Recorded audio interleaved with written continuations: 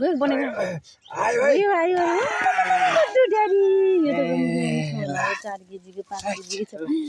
ओ भगवान म त कहाँ जाने होला लाइफमा पहिलो पटक यसरी मेरो बारीमा फलेको तरुलहरू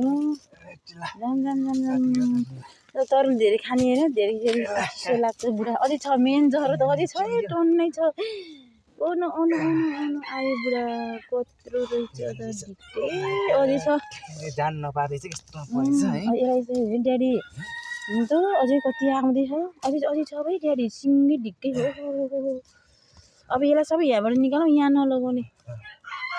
अब त्यो गरेदेखि हुन्छ कि मेहनतको फल मिठो हुन्छ भन्छ धैर्य गर्नुपर्छ अरे क्या होइन त बुढा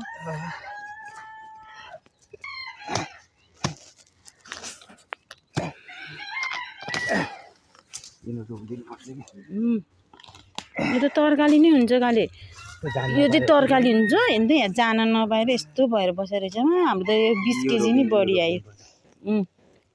यस्तो यस्तो बच्चै बच्चा यो त हाम्रो बगरमा लगेर रोपिदिन पर्छ क्या हो यस्तो यस्तो कि घर गएको बेलामा यो राम्रो खाएको रहेछ माथि ढिक्का भएर बस्ने अझै छ सिङ्गै मेन जरो त त्यहाँ रहेछ आयो आयो आयो ओ कत्रो बडाको बुढो ढले ढले ढले ढले ल हेर त हाम्रो घरको तरुल कति धेरै हो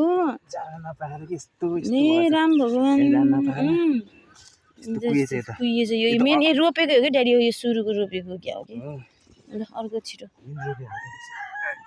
ल ए कति राम्रो भगवान भगवान